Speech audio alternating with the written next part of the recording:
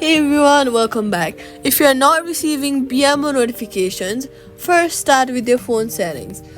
Go to your settings and then search for notifications and confirm that notifications are enabled for the BMO app. If they are not, make sure the allow notifications option is toggled on.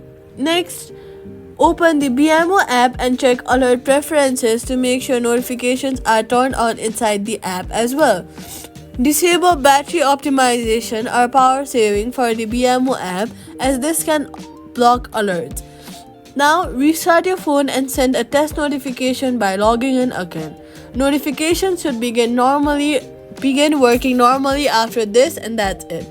Subscribe for more.